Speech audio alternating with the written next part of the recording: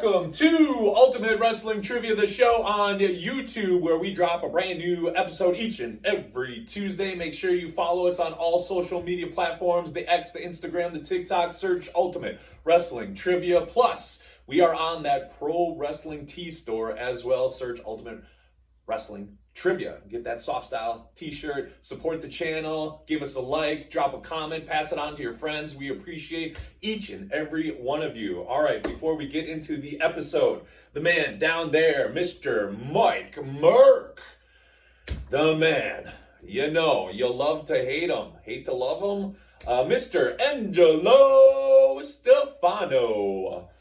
You smell good today. Yeah, what's going on? What is that? You got a hot date later after recording? My dance card is permanently full, of course. Okay. It's a new conditioner I am tinkering Musk? with. Is that Musk? What is that? No, it's called Panther. It's illegal in 57 countries. There you go. My name is Devon. We appreciate you guys checking us out. All right, Darkside of the Ring has announced its new episodes. It's dropping later this month. We're going to just kind of run down the show, and you guys give us your comments, questions, concerns. We all up here have watched Darkside of the Ring. We love the show. We love what it brings.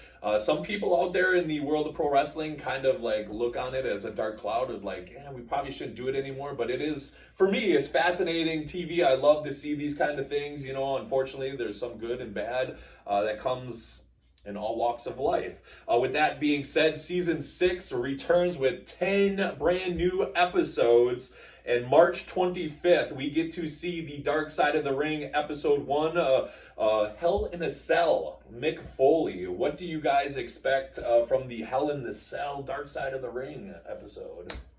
I don't know. Is there something new that everyone hasn't already seen about that? It's been tackled already.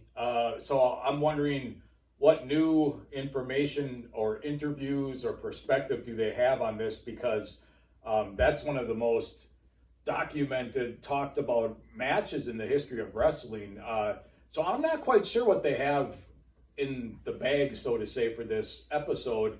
It could be interesting, or it could just be something we've just seen already. I don't know. If anybody's had a chance to see Mick Foley do stand-up across the country, he's done sets where 40% of it is basically retelling Hell in the Cell, and it's very, very entertaining and fascinating, and he takes you on that ride, and hopefully you know, Mick had a lot of input in this, as he's not currently touring anymore, that I think that some of that storytelling could be used for this. Sure. With this being season 6 of Dark Side of the Ring, like season 1, I think the wrestling world was just waiting with bated breath. And then, you know, it's like, oh, cool. Season 2, this is the stuff they didn't yet cover. And then with each subsequent season, your anticipation is a little less, because They set the bar so high almost. they did, Yeah. and you cover those juicy taboo things, right? Like Bruiser Brody, the Von Erich curse, you know, all this stuff, you know, Chris Benoit, and then then there's new things, you know, Sunny creates some new material to talk about, you know, with her tragedies, and while you are maybe less excited for this season, I have a feeling that for them to do these 10 episodes, it's not just a cash grab. There's going to be some really good content, and I think a wrestling fan should check it out. I can't believe that was back in 1998 already. Yeah. That's crazy to think about. King of Ring, 1998. Yeah. Do you remember watching that pay-per-view at all, or were you there at that moment? No, I was not watching it live, but the phone at my apartment rang that night, and my friends told me about it, and I'm like, what? No, I didn't believe it at first, and then when I saw the footage, I was just like, what? Yeah, because you've never seen anything like Never this before. saw anything like it. I was actually kind of horrified when I watched it the first time. I'm like, how on earth is he walking? Yeah, that was something else. I remember I was about 2.5 years into my independent wrestling career, and I watched it with a couple other wrestlers, Dino Bambino, Eric Hammers, And I remember when Terry Funk came out, I got very concerned. Sure. I was like, the way Funk's dressed and looks right now, like that is not part of the show. Right. More concerned about his friend than part of the storyline. And I'm like, that's not good. That's not good. Yeah. I remember we were as well. It was a group of neighborhood kids. We were at a neighborhood watch party in somebody's basement. And I remember they kind of teased that, and we kind of just threw it out there like, what if they like fall off accidentally? And then sure enough, they were teasing it, and you're like, it's not gonna. It's gonna happen. And like you said, it was just a jaw-dropping moment that will stand the test of time, and you'll see it in highlight videos, and it will be talked about forever in wrestling lore. Darkside of the Ring. This story probably is a perfect story for Darkside of the Ring. Sex, drugs, and rock and roll. Mr. Tony Atlas, who we're going to talk about later in the show. We had a chance to talk to him about some trivia. Tony Atlas is going to be in here. What do you expect from that episode? Well, I would expect to hear maybe about the incident with Bruiser Brody in Puerto Rico, because that's right. I believe Tony was there. He was. And if I get the story correct, he was told to leave and not come back. Yep, that's true. Leave like immediately, like out of here on a plane. Yep. And I think that's what he did. Yep. Which, hey, you gotta preserve yourself at all costs. That if he has any more to shed on that incident, it could be very interesting. I would assume there would be some talk about the first tag team black champions with Rocky Johnson as well. Saba Simba, you would think, with the Vince McMahon situation might be brought up. Is that something they would dabble in? Well, he's had a lot of highs and lows, so he makes for such an interesting topic, because when you think back to Wrestling with Shadows and or I should say Beyond the Mat, they're covering independent Tony, who was kind of struggling for a while. Yeah, and, I think so, yeah. And you see that, and I've had the pleasure of being able to work with Tony a little bit in the last couple of years, and he's a fine gentleman who has his stuff together now. So it is sort of a rise, fall, rise again story. He's in the WWE Hall of Fame, and he got to do some stuff with Ezekiel Jackson in the ECW reboot. That's so true. He's been somebody who has still been vocal and outspoken towards Vince McMahon, WWE, but yet was there for the WWF. True, peaks and valleys of the his WWF, therefore WWE, therefore WWECW, with WCW, independence all thrown in there. Like, this man's lived a couple lifetimes in one life. I mean, I don't think they're going to go this route, but I would love to hear a juicy gossip story from Legend's house. Wouldn't that be amazing if he just said something off the wall? Like, it's possible. It's possible. Mr. Stefano, one of his favorites of all time, Big Van Vader, is going to get an episode. I'm sure he's probably got a few crazy stuff from his time in Japan, overseas. What are we going to get from that episode with Vader? Well, I'm not quite sure. His eyeball popping out probably in a match with Stan Hansen in Japan. The incident, was it in Kuwait? The incident? Yeah, I think so. Where he was detained for slapping a television host, I believe. It was like a news reporter. Dropping the big F word, I think. And striking him. Yeah.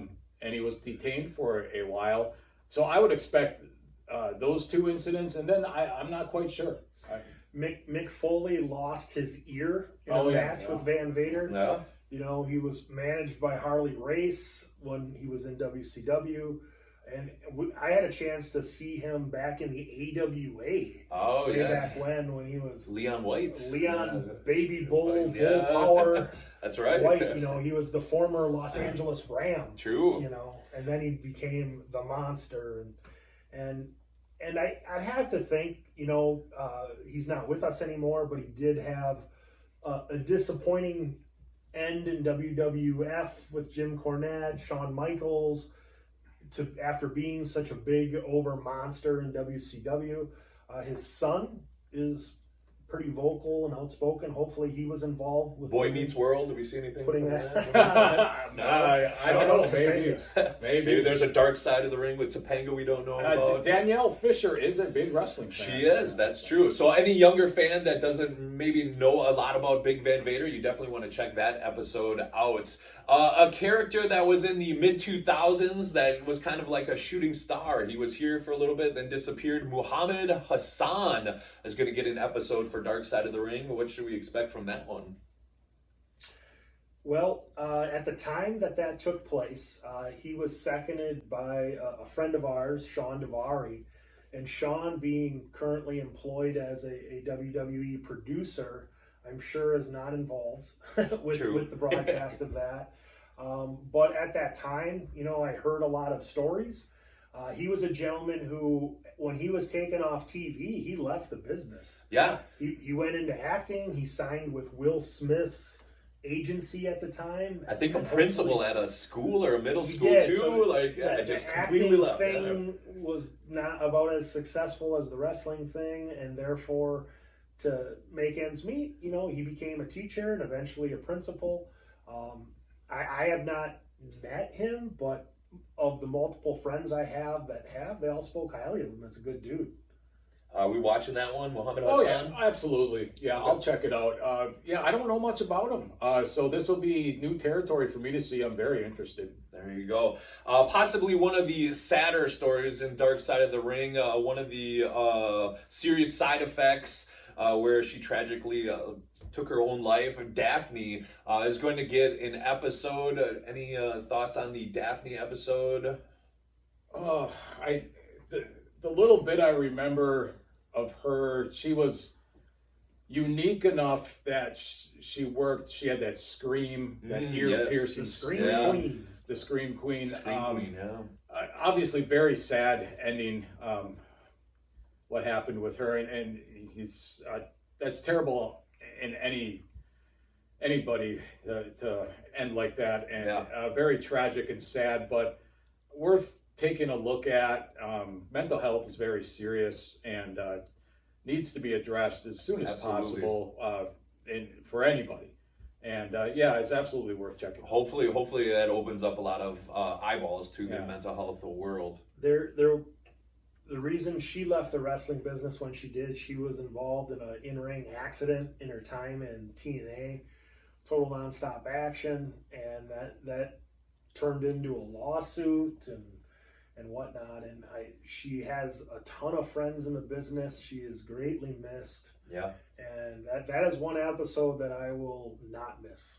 Daphne was actually in the first ever TNA Knockouts Monster Ball match as well from TNA Sacrifice 2009. So definitely want to check that one out. And one of more crazier ones, the guy that took Tatanka's undefeated streak and pinned him, Ludwig Borga from back in the WWF days, is going to get himself a Dark Side of the Ring episode. Ludwig Borga, any comments, questions, concerns about that one? I didn't know that apparently he was a complete whack job. Yeah. I had no idea. So this will be real interesting. I remember watching the WWF back then, and he came in as this monster heel, and I'm like, why are people from Finland so angry? I thought they all, went in their sauna and ate that weird cake thing, but he had this huge push as a monster heel, and then he was gone, and never to be seen again, I don't think. Yeah, I don't think so. I think he got caught up in some illegal guns and drugs, and then there was a backstage incident. And I'm not quite sure as to all his wackiness that he became involved in. So this really should be interesting. This should be an interesting head scratcher. Yeah.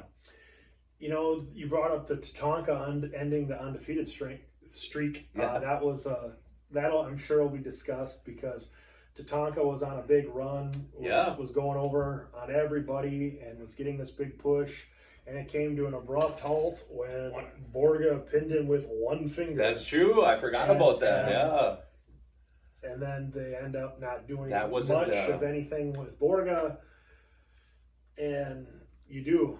As more things came out about what was really like in Europe and running for political office and everything else. So that'll be interesting. There'll be a lot that I don't know in that episode. Yeah, that all drops at the end of this month into March 2025. This is one of the episodes where I'm going to really pay attention to, because I always go back to this time where he fought Hercules in WrestleMania 3. And as of late, he's been in the news, none other than Billy Jack Haynes, putting you in the full Nelson. This episode is going to be unique, I think. What are we going to expect from this one? Here's another one where crazy comes into it. Billy Jack Haynes, by all accounts, was out of his mind. Manslaughter? Crazy? Out of Allegedly? his mind. Yeah. Allegedly. Allegedly. Let's throw allegedly. Let's be safe and say allegedly. And I really don't. I'd be lying if I said I knew a lot about it. I don't. So I'll be tuning in to find out what the gory details are. In the early 2000s, the shoot interview started doing big waves, and he is definitely one of the most out there talkers from that era. So in the early 2000s, you'd put a camera and a microphone in front of him, and a lot of wrestlers would try to be politically correct. Sometimes after they just got fired from a company, maybe they'd bury the company a little bit. This guy went scorched earth on anybody and everybody, and he was a conspiracy theorist. He's like so far out there that even people that might have agreed with a thing or two that he had said were like not going to publicly endorse him or back him because it was so out there. It left him on an island all by himself, which is probably a good thing. It's gonna be. That's one I will watch because it's gonna be. There's a lot of content available for that. Another one that's gonna have a lot of eyeballs on it. This guy was around like during my early fandom. Hot Stuff, Eddie Gilbert. Can you shine some light on that one? Why he's getting an episode? Yeah, Eddie Gilbert was one of my favorites back in the day, in Mid-South, UWF, and then NWA/WCW. Eddie Gilbert had a ton of charisma, was very, very talented in the ring, and by all accounts had a great mind for wrestling and the storyline angle aspect of it. This, in his life, he was taken from us much too early, without sugarcoating it. A lot of substance abuse issues, which is another serious thing to be addressed. And when you watch an episode like this, you know it's another tragic part of life that happens and consumes some people. When I think of Eddie Gilbert, I just think of him coming out the Hot Stuff and doing his little dance. I liked him as a heel way much more than a baby face, and I always got a kick out of him, and he was very talented in the ring. This will be good watch, yeah.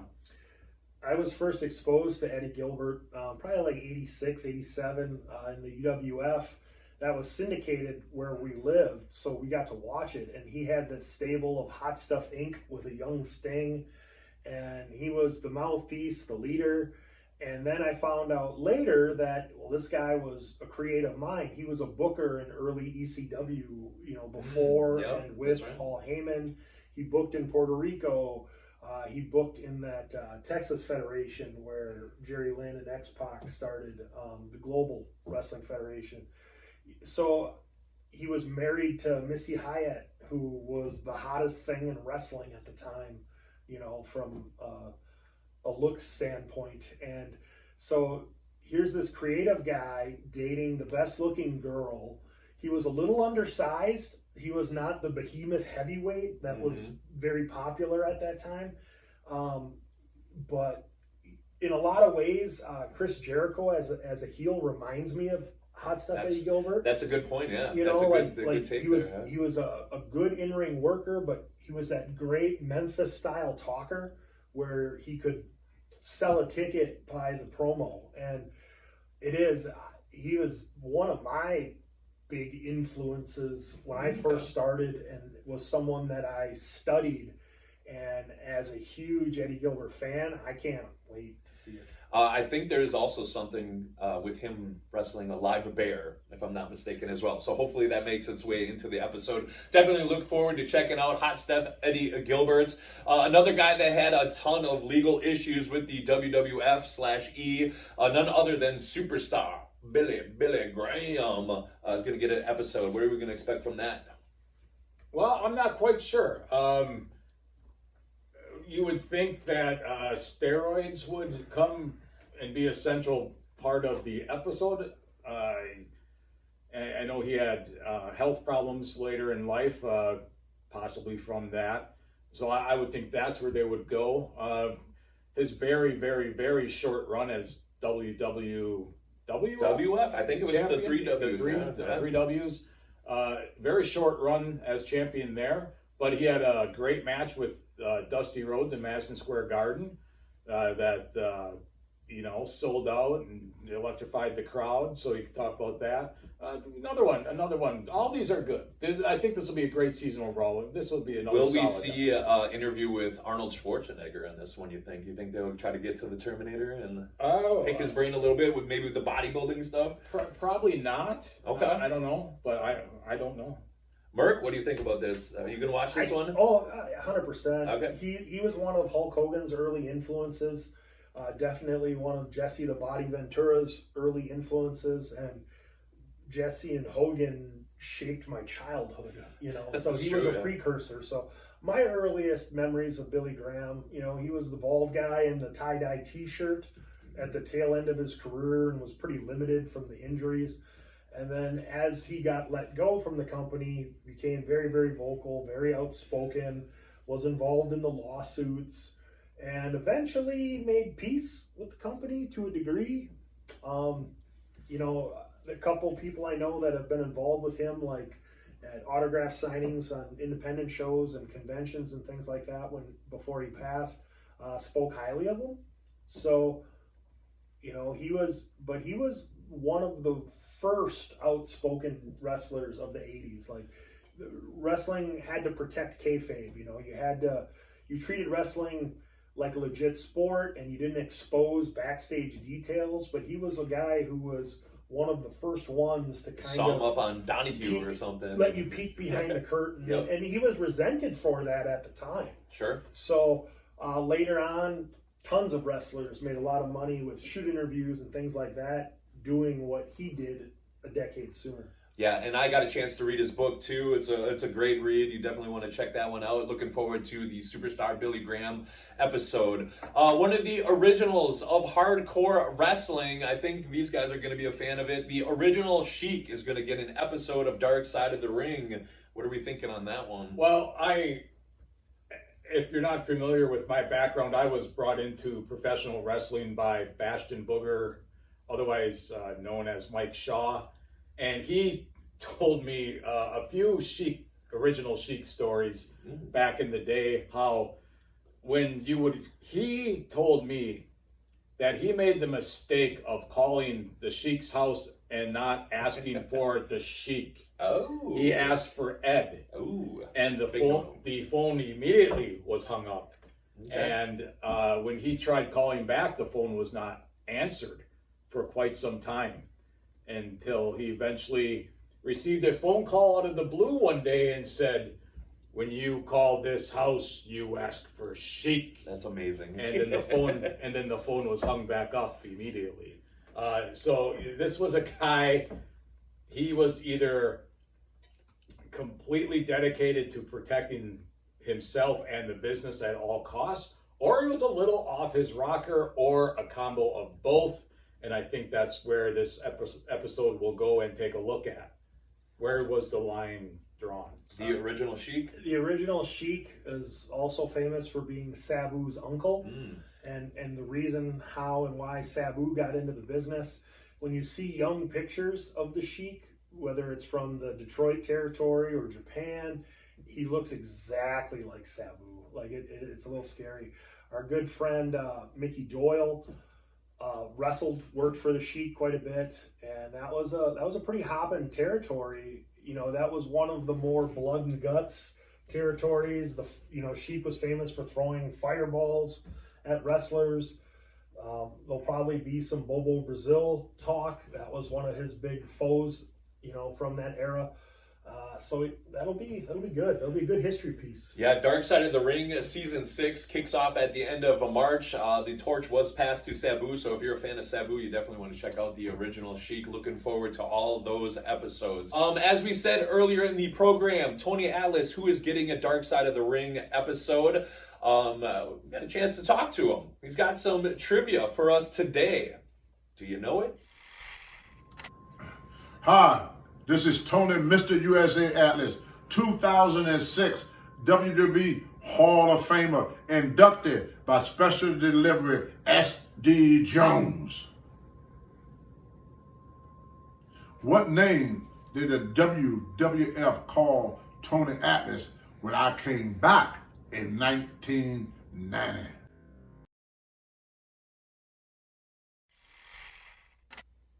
Tony Atlas checking in with some trivia. You drop it in the comments. Any episode you're looking forward to? Do we have a Tony Atlas story at all that when you get a chance to talk to him, anything pop out quickly or no? When I was in Tampa for the WrestleMania after COVID, so 2021,